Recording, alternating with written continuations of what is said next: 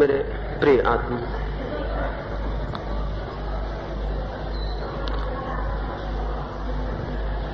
मैं कौन हूं, इस संबंध में थोड़ी सी बातें कल और परसों मैंने आपसे की हैं। परसों मैंने कहा, ज्ञान नहीं वरन न जानने की अवस्था, न जानने का बोध सत्य की ओर मार्ग प्रशस्त करता है। ये जान लेना कि मैं नहीं जानता हूं, एक अपूर्व शांति में और मौन में चित्त को ले जाता है।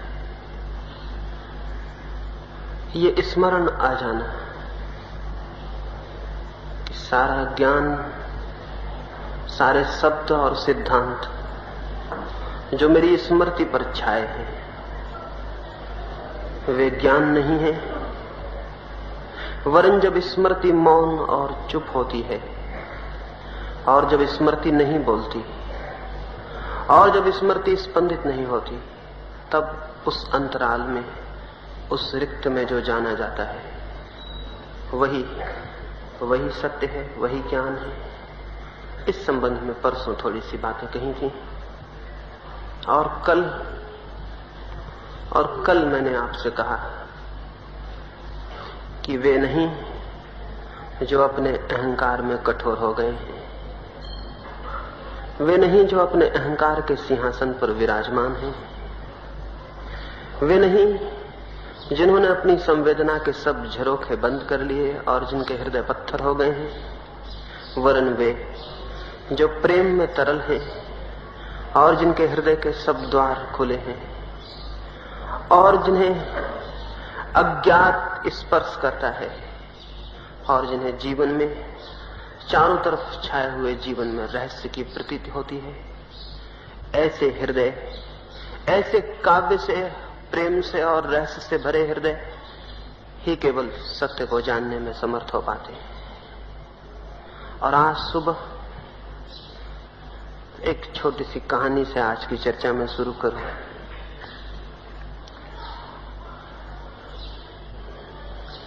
एक राजमहल के द्वार पर बड़ी भीड़ थी।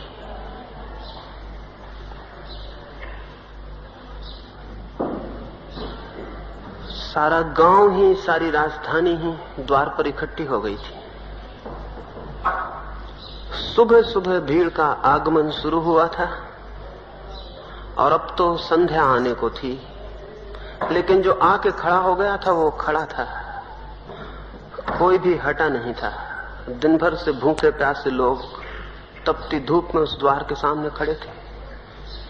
कोई अघटनी वहां घट गया था, कुछ ऐसी बात हो गई थी जो विश्वास योग्य नहीं मालूम होती थी। सुबह सुबह एक भिक्षु ने आके उस द्वार को खटखटाया था और अपना भिक्षा पात्र आगे बढ़ा दिया था। राजा उठा ही था, उसने अपने नौकरों को कहा होगा कि जाओ और भिक्षा पात्र भर दो, लेकिन उस भिक्षु ने कहा, ठहरो, इसके पहले कि मैं भिक्षा स्वीकार करूं मेरी शर्त भी सुन लो। बेशर्त मैं कुछ भी स्वीकार नहीं करता हूं।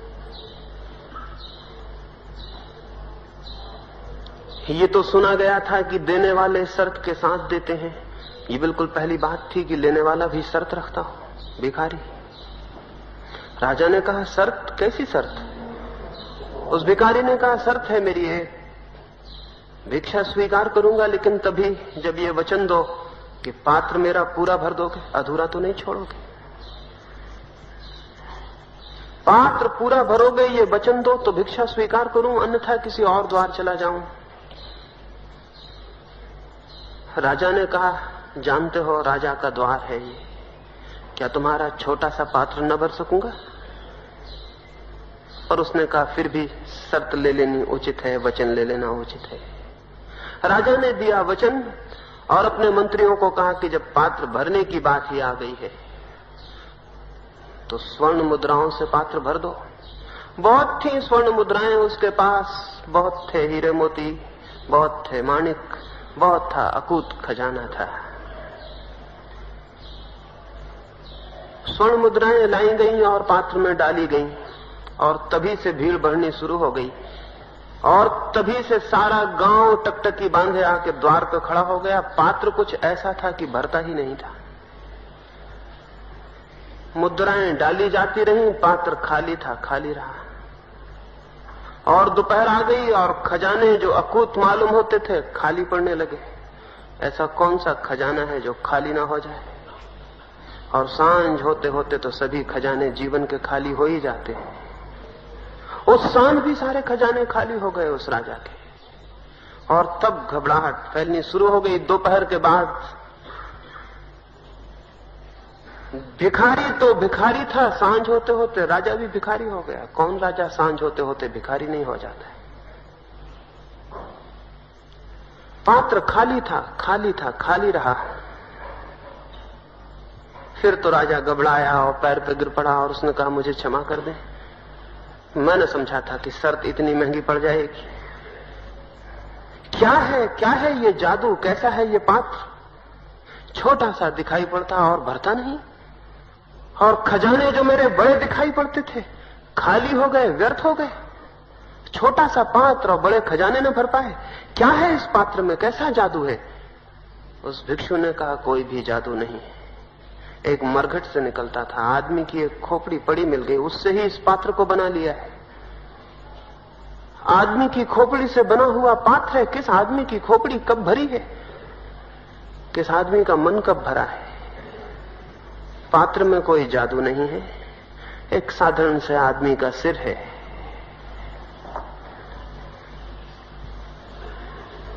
पता नहीं फिर आगे क्या हुआ,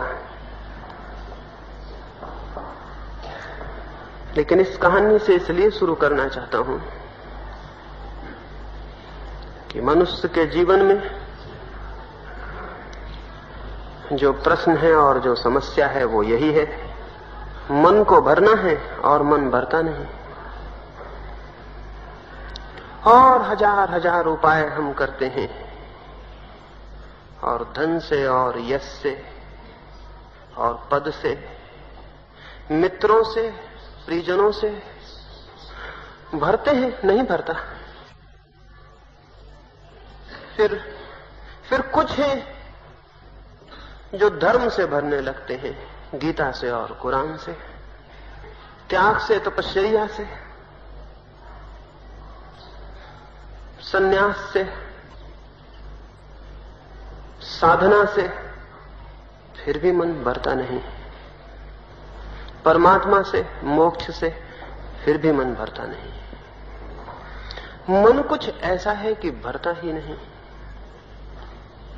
और भरने के सारे प्रयास में हम टूटते हैं, नष्ट होते हैं, जीर्ण और जर्जर होते हैं, और भरने की सारी आशाएं टकरा टकरा कर नष्ट हो जाती हैं, और तब विफलता और विषाद मन को घेर लेता है, और दुख और पीड़ा और संताप और चिंता, और सब व्यर्थ दिख पड़ने लगता है। जीवन व्यर्थ मालूम होने लगता है, क्योंकि मन भरता नहीं और भरने के सब प्रयास असफल हो जाते हैं। कभी किसी का मन भरा नहीं है, कभी किसी का मन भरा नहीं है। मन कुछ ऐसा है कि भर सकता ही नहीं। एक आदमी ने एक प्रेत की आत्मा को वश में कर लिया था। कहानी है और सच मत मान लेना, और नहीं तो किसी प्रेत की आत्मा को वश करने निकल पड़े। क्योंकि बहुत सी कहानियों को हमने सच मान लिया है, इसलिए कहता हूं। बहुत सी कहानियों को हमने सच मान लिया है, इसलिए कहता हूं। कहानियों में सच्चाइयां होती हैं, कहानियां सच नहीं होती। उस आदमी ने प्रेत की आत्मा को वश में कर लिया था, लेकिन जैसी भूल अक्सर हो जाती है, जिसको हम वश में करते हैं हम सोचते हैं हमने वश में कर लिया, और जिसको हम वश में करते हैं वो सोचता है कि मैंने वश में कर लिया। जैसे कि भूल रोज जिंदगी में हो जाती है, वैसी भूल वहां भी हो गई थी, क्योंकि जिसे हम बांध लेते हैं अनजाने, उससे हम बंध जाते हैं, और जिसे हम परतंत्र कर लेते हैं हम उसके परतंत्र हो जाते हैं। केवल वही स्वतंत्र हो सकता है जो किसी को परतंत्र न करता हो। उसने उस प्रेत को परतंत्र कर लिया था, भूल में पीछे पता चला कि वो खुद ही परतंत्र हो गया, क्योंकि उस प्रेत ने कहा कि मुझे चैन नहीं पड़ती, मुझे तो काम चाहिए, निरंतर काम चाहिए। कितने काम थे सब चुक गए, और वो प्रेत बार बार खड़ा हो जाए और पीछे आके धक्के देने लगे कि मुझे काम दो, मुझे चैन नहीं पड़ती, बेकाम में बैठ सकता नहीं हूं। वो आदमी तो घबराया, कहां से काम लाए, सब काम चुक गए, जो जो कामनाएं थी सब उसने पूरी कर दी, और तब मुश्किल खड़ी हो गई। वो प्रेत भारी पड़ने लगा और वो खड़ा है पीछे और धक्के दे रहा है कि मुझे काम दो। वो आदमी बहुत घबराया, बहुत बेचैन हुआ, बहुत परेशान हुआ। गांव के बाहर एक वृद्ध फकीर रहता था, उसके पास गया। जब कोई बहुत बेचैन और परेशान हो जाता है तो फकीरों को खोजता है, उनके पास जाता है। वो भी गया और उसने उस वृद्ध फकीर को पूछा कि मैं बहुत मुश्किल में हूं, एक प्रेत को पाल लिया। पहले तो सोचा था बड़ा अच्छा हुआ, सब काम करवा लूंगा, अब मुसीबत हो गई, फांसी बन गई। अब काम नहीं सोचते कि क्या करवाऊं, वो मेरे प्राण लिए ले रहा है। अगर उसे मैंने कोई काम ना दिया तो वो अब एक ही काम करेगा, मुझे समाप्त कर देने का काम, और कोई काम बचा नहीं है। अब क्या करें? उस वृद्ध ने कहा, ये डब्बा ले जाओ। एक डब्बा पड़ा था टूटा फूटा, इसे ले जाओ और उसे कहना इसे भरो। वो डब्बे को ले आया। रास्ते में बहुत सोचा कि बड़ा पागल मालूम होता है ये बूढ़ा, क्योंकि डब्बे में नीचे कोई बॉटम ना थी, कोई तलहटी ना थी, बॉटमलेस, बिना तलहटी का था। उसमें कोई पेंदी ना थी, पोला था ऊपर से भी नीचे से भी। लेकिन जब उसने कहा था तो सोचा कि देखूं, जाके डब्बा लटका दिया। उस प्रेत को कहा कि कुएं से पानी खींचो और इसमें भरो।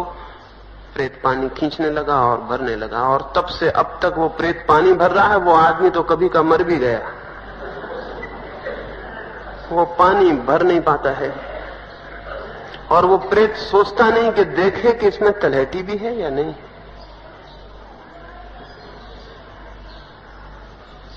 उस डब्बे के नीचे कोई तलहटी नहीं है, इसलिए पानी डाला तो जाता है लेकिन भरता कभी नहीं। और ये प्रेत कोई एकाद नहीं है, सबके भीतर बैठा हुआ है और भरे जा रहा है और भरे जा रहा है और कुछ भी भरता नहीं है। बहुत थक गया है प्रेत, बहुत परेशान है, बहुत पीड़ित है, लेकिन भरे जाता है, भरे जाता है, और ये नहीं देखता कि डब्बा भरेगा नहीं। डब्बा कुछ ऐसा है, मनुष्य का मन भी कुछ ऐसा है, बॉटमलेस एबिस। मनुष्य का मन भी ऐसा है, शून्य, कोई सीमा नहीं उस पर, कोई नीचे जगह नहीं, कोई ऊपर छप्पर नहीं, कोई सीमा नहीं, असीम और शून्य गड्ढा है मनुष्य का मन। उसे भरने की कोशिश जीवन की असफलता है, लेकिन हम सब भर रहे हैं, सब भर रहे हैं, सब भरने के प्रयास में लगे हैं और लगे हैं। क्या ये नहीं हो सकता कि ये भरना छोड़ दें? क्या ये नहीं हो सकता कि मन जैसा है खाली और रिक्त वैसा ही स्वीकार कर लिया जाए? क्या ये नहीं हो सकता कि मन का ये जो शून्य है ये ऐसे ही अंगीकार कर लिया जाए, न भरा जाए? क्योंकि एक बात तय है कि ये मन तो भरता नहीं, भरेगा नहीं। इसे भरने में हम जरूर मिटेंगे, मिट जाएंगे, समाप्त हो जाएंगे। हमसे पहले भी यही हुआ है, हम पर भी यही हो रहा है, हमसे बाद भी यही होता रहेगा। ये असंभव है कि मन भर जाए। सीधा सीधा तथ्य है, ये असंभव है कि मन भर जाए, क्योंकि मन है रिक्त। शायद रिक्त कहना भी ठीक नहीं, क्योंकि जो रिक्त होता है उसके आसपास एक दीवार भी होती है जिसके भीतर रिक्तता होती है। मन है रिक्तता, एम्प्टी नहीं, एम्प्टीनेस। मन रिक्त नहीं है, रिक्तता ही मन है। कोई सीमा ही नहीं है उस पर, कहीं कोई दीवार ही नहीं है उस पर। इसलिए डालो डालो और सब खो जाएगा, सब खो जाएगा, सब खो जाएगा। वहां कहीं कुछ रुकेगा नहीं, ठहरेगा नहीं, बनेगा नहीं, निर्मित नहीं होगा। बच्चा जितना खाली मन लेके आता है उतना ही खाली मन लेके बूढ़ा विदा होता है। जन्म के क्षण में जितना खाली है मन, मृत्यु के क्षण में भी उतना ही खाली है, उतना ही। उसमें जरा भी भेद नहीं पड़ता, जरा भी भेद नहीं पड़ता। एक भेद पड़ जाता है, बच्चे को इसका पता नहीं होता, बूढ़े को इसका पता होता है। और पता, बोध दुख देने लगता है। ये रिक्तता है भीतर, और रिक्तता को भरने का प्रयास है हमारा। फिर चाहे हम किसी बात से भरते हो, किसी बात से, कौड़ी से, पत्थर से भरते हो, राम नाम से भरते हो, मोक्ष से भरते हो, और किसी बात से भरते हो, इससे कोई फर्क नहीं पड़ता। भरने की कोशिश एब्सर्ड है, भरने की कोशिश एकदम अर्थहीन है। और जब नहीं भर पाता तो हम कहते हैं कि बड़ा दुख है। दुख उसी क्षण शुरू हो जाता है जहां से हम भरना शुरू करते हैं। क्या ये नहीं हो सकता? नहीं हो सकता ये कि रहने दें मन जैसा है, राजी हो जाएं उसके खालीपन से, उसके शून्य से। भरने की कोशिश हमें भविष्य में ले जाती है। कल, आज खाली है, कल भर लेंगे, परसों भर लेंगे। इस जन्म में खाली है, अगले जन्म में भर लेंगे। भरने की कोशिश से फ्यूचर पैदा होता है, भविष्य पैदा होता है। भविष्य कहीं है नहीं,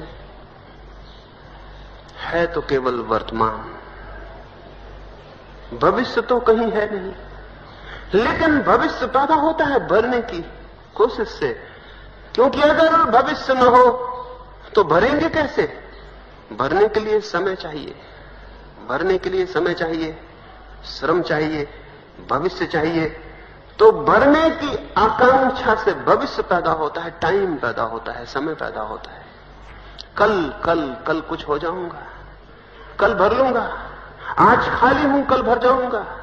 और कल की आशा में आज वह होता है, व्यतीत होता है जो है, उस कल की आशा में जो नहीं है।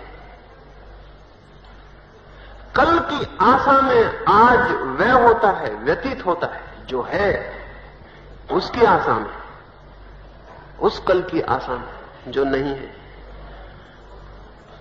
फिर कल आज आ जाएगा, और उस आज को भी हम कल की आशा में व्यय करेंगे और व्यतीत करेंगे, और फिर आज आ जाएगा और उसको भी व्यय करेंगे और व्यतीत करेंगे, और ऐसे पूरी जिंदगी व्यतीत हो जाती है उसे जाने बिना जो था, जो है।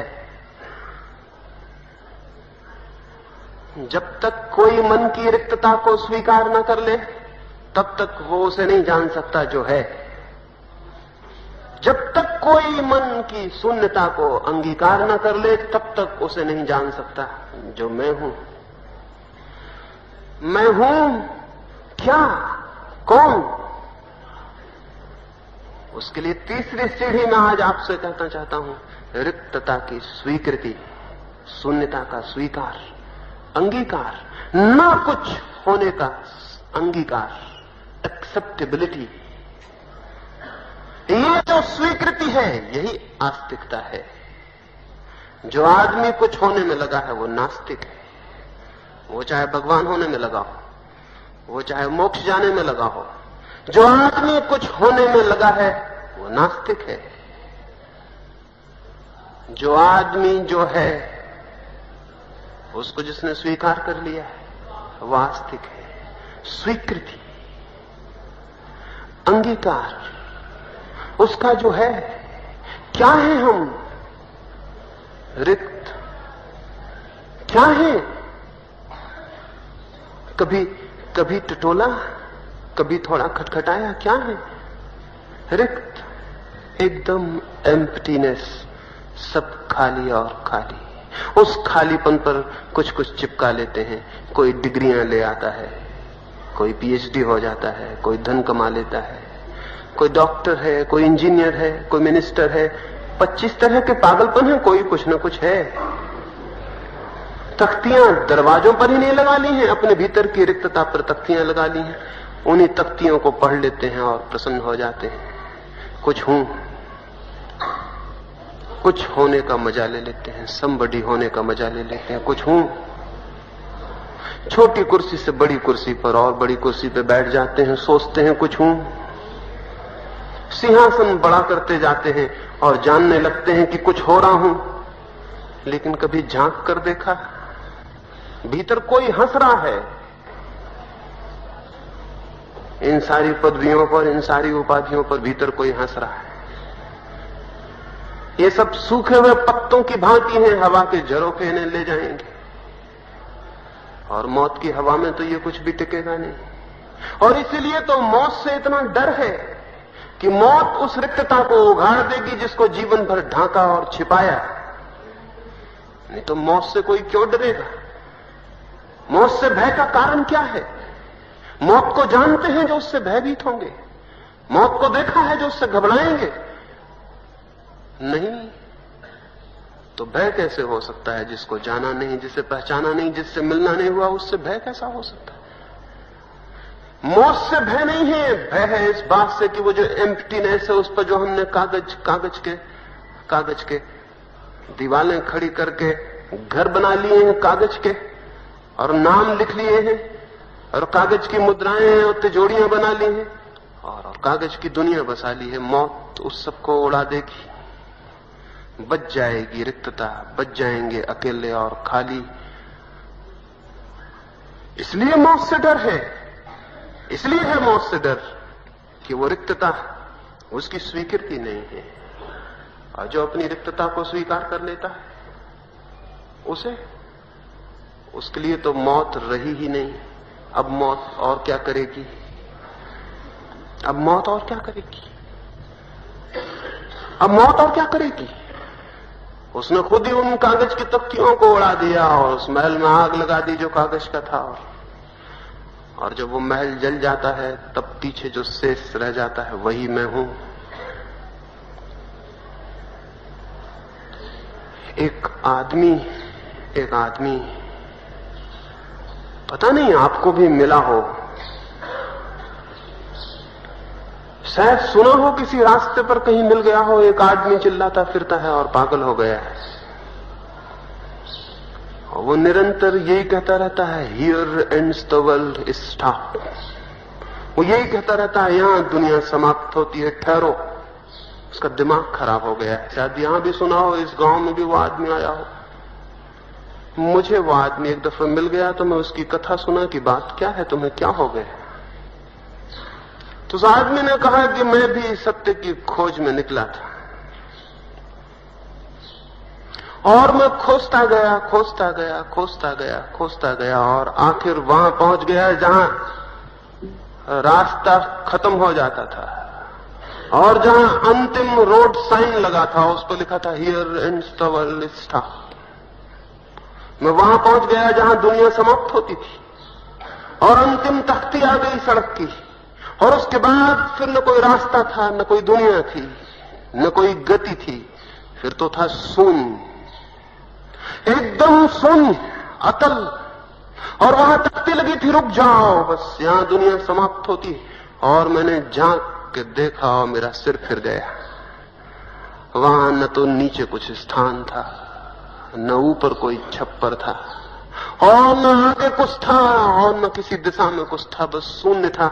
और तब मैं घबरा गया और आंख बंद की और मैं भागा, और तब से मैं भाग रहा हूं और तब से ऐसा घबरा गया हूं कि रह रह के बस मुझे यही ख्याल आ जाता है, हियर एंड्स द वर्ल्ड। रुक जाओ, यही दुनिया समाप्त होती है। उस आदमी से मैंने कहा कि मैं भी गया हूं, उस तख्ती को मैंने भी पढ़ा है। तुम थोड़े जल्दी लौट आए, एक क्षण और रुक जाते, उस तख्ती की दूसरी तरफ भी देख लेते। दूसरी तरफ लिखा था, here begins the God jump. यहां ईश्वर शुरू होता है, कूद जाओ। तुम थोड़ा जल्दी लौट आए, थोड़ा और रुक जाते, शायद मिला हो वो आदमी, या न मिला हो तो छोड़ें उसे, खुद ही चले जाएं उस जगह जहां ये तख्ती लगी है कि यहां सब समाप्त होता है। ठहर जाओ। हर एक के भीतर वो टर्मिनस है, वो जगह है जहां सब रास्ते समाप्त हो जाते हैं। जाएं वहां, और जब ऐसा लगने लगे कि सब खोया और अब तो ये अतल शून्य सामने आ रहा है और सब गया और सारी पकड़ गई और मुट्ठी खाली हुई जाती, तब घबराना मत, क्योंकि वहां जहां सब समाप्त होता है वहीं सब शुरू होता है। और तब डरना मत और कूद जाना उस शून्य में, उस अतल में, और उसी शून्य में वो पाया जाता है जो है। उसी शून्य में वो पाया जाता है जो है। लेकिन हम सब तो कुछ न कुछ पकड़ लेते हैं। कोई राम के चरण पकड़े हैं, कोई कृष्ण के चरण पकड़े हैं, कोई क्राइस्ट के, कोई कुछ और पकड़े हैं, कोई कुछ और पकड़े हैं, कोई कुछ और। हम तो कुछ पकड़े हैं। और जो आदमी मन के तल पर कुछ भी पकड़े है, वो अपनी रिक्तता को भरने की कोशिश कर रहा है। वो कूदने के लिए तैयार नहीं है शून्य में। जो शून्य में कूदने को तैयार नहीं है, वो स्वयं को नहीं पा सकेगा। जो कुछ होने की कोशिश में है, वो उसे नहीं पा सकेगा जो वो है। जो कहीं पहुंचने की कोशिश में है, वो वहां नहीं पहुंच सकेगा जहां वो खड़ा है। जो भरने की कोशिश में है, वो खाली रह जाएगा। और जो राजी है खाली होने को, वो पाएगा कि वही खालीपन सबसे बड़ी भरावट है। वो पाएगा कि वही शून्य पूर्ण है। वो पाएगा कि वही रिक्तता परमात्मा है। वो पाएगा कि वही स्वयं है, वही आत्मा है, वही है मोक्ष, वही है निर्वाण। शून्य, मैं कौन हूं, शून्य में पाया जाएगा। राजी हैं शून्य होने को? कोई कठिनाई नहीं है, क्योंकि शून्य है। सिर्फ राजी होने की बात है। कुछ करना नहीं है शून्य होने को कि आप पूछने आ जाएं कि क्या करें और कैसे शून्य हो जाएं। शून्य है। सिर्फ शून्य न होने की जो कोशिश कर रहे हैं, कृपा करें और उस कोशिश को जाने दें। हम सब कोशिश कर रहे हैं कुछ होने की। बस जो कुछ होने की कोशिश कर रहा है वो संसार में है, और जिसने होने की कोशिश जाने दी, छोड़ दी। जो कुछ होने के लिए तैर रहा है, वो धारा के विरोध में तैर रहा है, वो अपस्ट्रीम तैर रहा है। वो टूटेगा और नष्ट होगा और मिटेगा। लेकिन जो छोड़ रहा है और धारा में बहने को राजी है, हाथ छोड़ देता है और बह जाता है सागर की तरफ, वो पहुंच जाता है। इसलिए आज की सुबह आपसे कहूंगा, तैरे नहीं बहें। जीवन में तैरे नहीं बहें। जीवन में कुछ होने का ख्याल आत्मघाती है, अधर्म है, वही संसार है। उसे जाने दें, जाने दें, छोड़ दें। ये कोशिश कुछ होने की इतनी एब्सर्ड है। एक एक भिक्षु चीन पहुंचा भारत से। चीन का सम्राट उसके स्वागत को राज्य की सीमाओं पर आया, देख के बहुत हैरान हो गया। वो भिक्षु न मालूम कैसा पागल था, बोधि धर्म था उसका नाम, पागल ही रहा होगा, क्योंकि इस पागलों की दुनिया में स्वस्थ और नॉर्मल होने का अर्थ पागल होना है।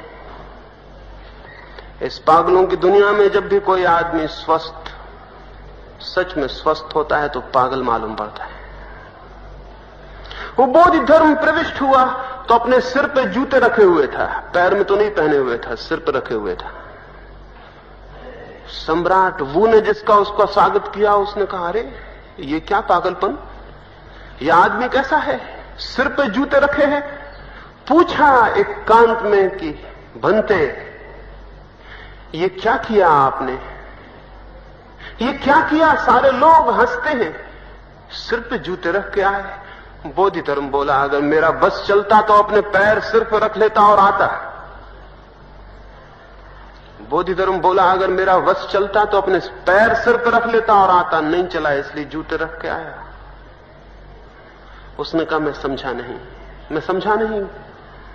बोधि धर्म ने कहा, हर आदमी जो कुछ होने की कोशिश में है, अपने सिर पर पैर रख के चलने की कोशिश में, इतनी ही एब्सर्ड है ये बात। जो आदमी कुछ होने की कोशिश में है, क्योंकि कोई कुछ नहीं हो सकता जो वो नहीं है, जो है वही हो सकता है, कोई कुछ और नहीं हो सकता। कुछ होने की कोशिश असंभव की कोशिश है, असफलता सुनिश्चित है, व्यर्थता सुनिश्चित है। बोधि धर्म ने कहा कि कोई अपने पैर सिर पर रख के चलने की कोशिश करे और न चल पाए तो किसको दोष देंगे? उससे ही हम कहेंगे कि तुम पागल हो, तुम सिर पर पैर रखते हो तो चलोगे कैसे? चलने के लिए जरूरी है कि सिर पे पैर न हो। जब हम कुछ होने की कोशिश में होते हैं, वो जो बिकमिंग है हमारे मन की कि कुछ हो जाऊं, कुछ हो जाऊं, कुछ हो जाऊं, तब हम सिर पे पैर रख रहे हैं। एक रात एक महल की छत पर, छप्पर पर किसी के पदचाप सुनाई पड़े। राजा सोने कोई गया था, ऊपर देखा छप्पर पे कोई है, पता नहीं चोर है या कौन है। उसने चिल्ला के पूछा कि ये कौन है और किसने ये हिम्मत की है रात को छप्पर पे चढ़ने की। उस आदमी ने कहा कि दुखी ना हो, क्षमा करें, मेरा ऊंट खो गया है, उसे खोजता हूं। उस राजा ने कहा, कौन पागल है ये, छप्परों पर कभी ऊंट खोए हैं? सारी दुनिया छोड़ के छप्पर पे खोजने आया, छप्पर पे कैसे ऊंट खो जाएगा? उसने कहा, मेरे मित्र बड़े समझदार मालूम पड़ते हो, समझ में तुम्हें आता है कि छप्परों पर ऊंट नहीं खोते, असंभव है ये, लेकिन ये समझ में नहीं आता कि अहंकार के सिंहासन पर बैठ के कभी कोई शांत हुआ है और आनंदित हुआ है। भागा राजा, उठ के बाहर आया, जैसे किसी ने नींद से हिला दिया, सोया ही था। बहुत खोजा, वो आदमी मिला नहीं। दूसरे दिन बहुत उदास था। इब्राहिम नाम था उस राजा का, बहुत उदास था। बैठा था सिंहासन पर जाके दरबार में, और तभी एक अतिथि भीतर घुस आया। द्वारपालों ने रोका उसने, लेकिन उसने द्वारपालों से कहा, हट जाओ, धर्मशाला में सभी को ठहरने का हक है। द्वारपाल बोले, पागल हुए हो, राजा का महल है, सराय नहीं, धर्मशाला नहीं। उसने कहा, हटो, राजा से ही बात कर लेंगे। दिखता है कोई आदमी सराय में ज्यादा दिन ठहर गया तो इस भ्रम में आ गया है कि मालिक हूं। वो भीतर पहुंच गया है, वैसे दबंग को द्वारपाल न रोक पाए। दरबार भरा था, उस राजा से उसने कहा कि क्या इस सराय में मैं कुछ दिन ठहर सकता हूं? वो राजा बोला, बहुत पागल मालूम होते हो, रात ही एक पागल से मिलना हुआ, ये दूसरे आ गए। सराय नहीं है, ये मेरा निवास स्थान है, शब्द वापस लो, नहीं जवान कटवा देंगे।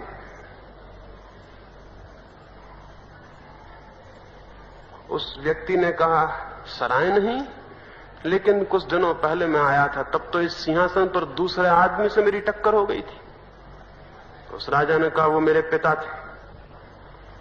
उस फकीर ने पूछा कि अब वो कहां है? और मैं तो उसके पहले भी आया था, तब दूसरे आदमी से टक्कर हो गई थी, तब कोई दूसरा आदमी सिंहासन पर बैठा था।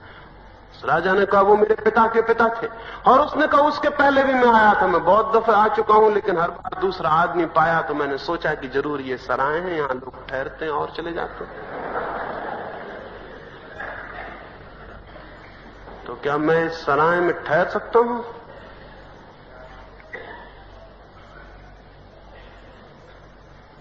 वो राजा उठा और उसके पैर पकड़ लिए। जरूर ये वही आदमी था जो रात छप्पर पर था। चाहे वो दूसरे आदमी रहा हो, इससे क्या फर्क पड़ता है, लेकिन यही आदमी था जिसने रात उत्तर दिया था। यही आदमी है, यही आदमी है।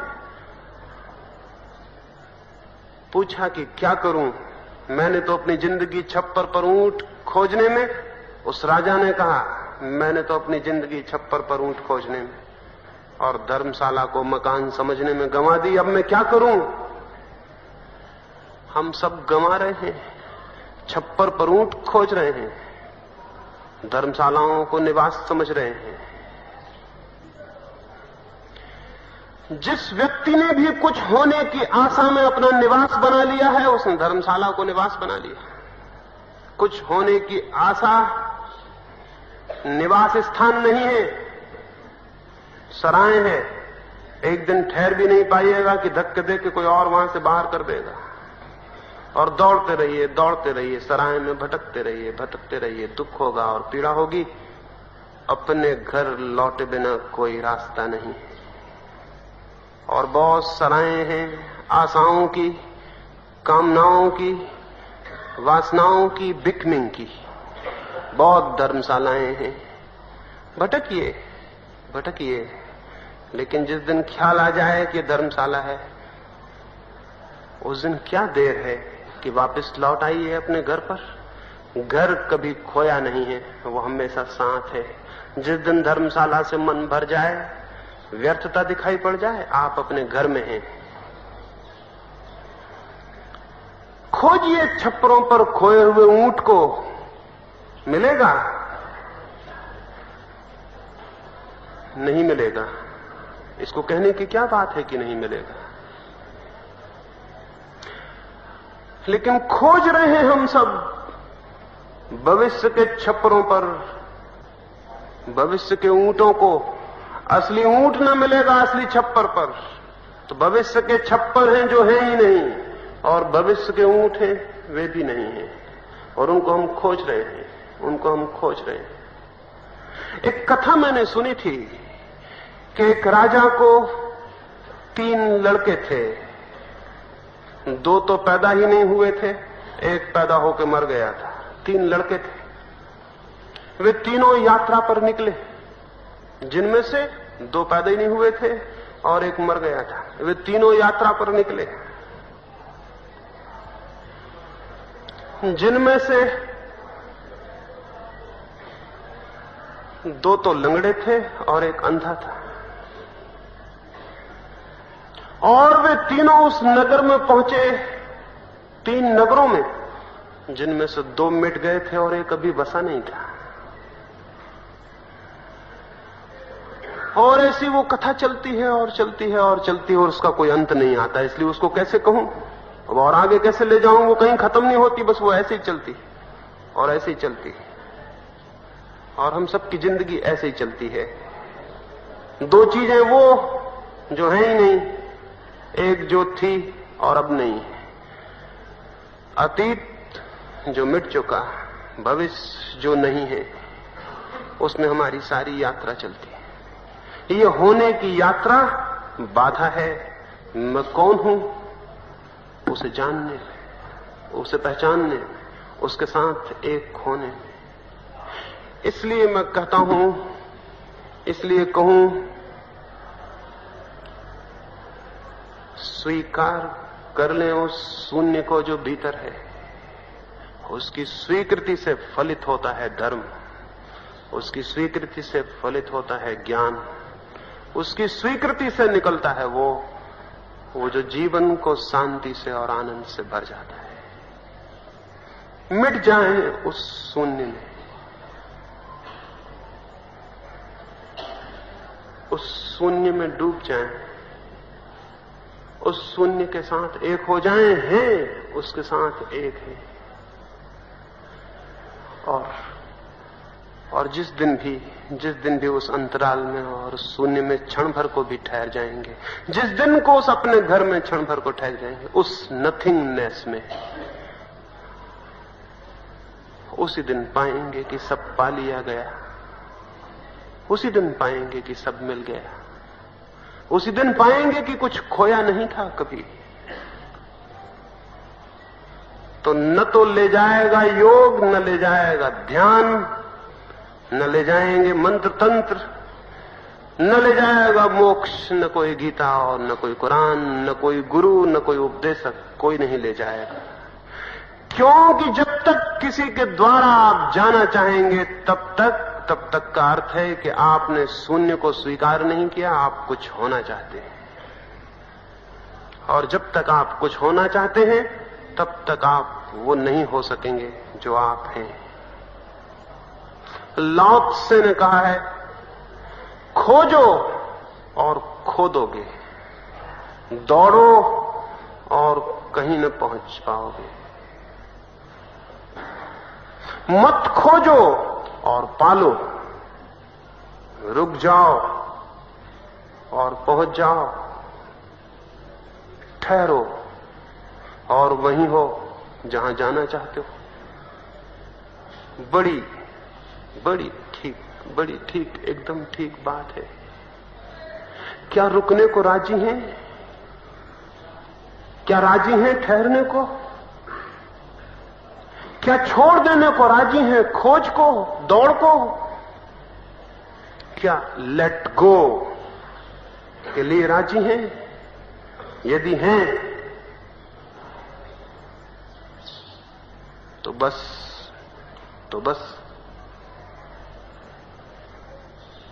वहीं से पा लिया जाएगा मैं कौन हूं, वहीं से आ जाएगा। वहीं से कोई भर देगा सब शून्य, कोई उतर आएगा। वर्षा होती है पहाड़ों पर भी, झीलों पर भी। झीलें भर जाती हैं, पहाड़ खाली रह जाते हैं। क्यों? पहाड़ भरे हैं इसलिए खाली रह जाते हैं, झीलें खाली हैं इसलिए भर जाती हैं। गड्ढे भर जाते हैं वर्षा होती है तो, और टीले खाली के खाली रह जाते हैं। टीले पहले से ही भरे हुए हैं। गड्ढे धार्मिक चित्त टीलों की तरह नहीं है, उठते हुए टीलों की तरह, भरते हुए टीलों की तरह नहीं, खाली गड्ढों की तरह।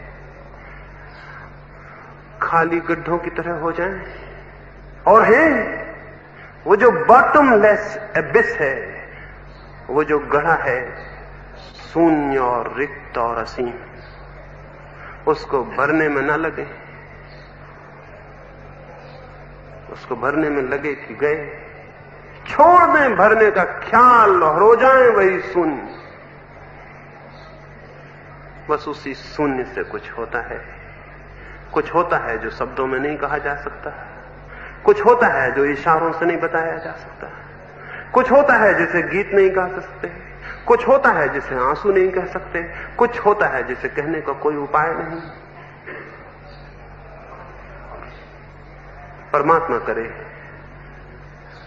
शून्य रिक्त होने की क्षमता, साहस, स्मृति आ जाए। और ज्यादा नहीं कहूंगा, और ज्यादा कुछ कहने को है भी नहीं।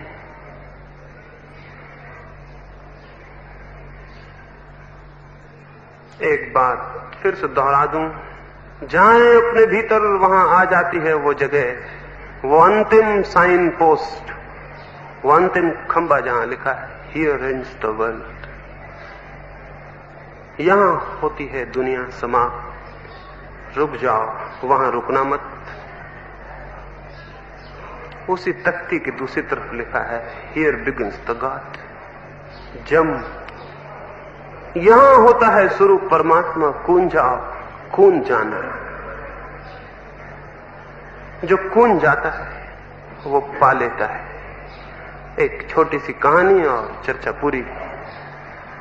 एक रात एक यात्री एक अंधेरी अमावस में एक पहाड़ से गुजरता था। पैर उसका फिसल गया। किस यात्री का कब नहीं फिसला है? जो यात्रा करेगा फिसलेगा भी, गिरेगा भी, रास्ते भी भूलेगा, अंधेरे मार्ग भी आएंगे, खो भी जाएगा। वो भी भटक गया अंधेरे रास्तों में, उसका पैर फिसल गया और गिर गया एक बड़े खड्ड में। झाड़ियों को पकड़ लिया। कौन नहीं पकड़ेगा? हम सब पकड़े हुए लटके हैं झाड़ियों को। उसने भी झाड़ियां पकड़ ली। सर्द रात, अंधेरी रात, चारों तरफ नीचे गड्ढ, कहीं कुछ दिखाई ना पड़े, कोई और छोर नहीं।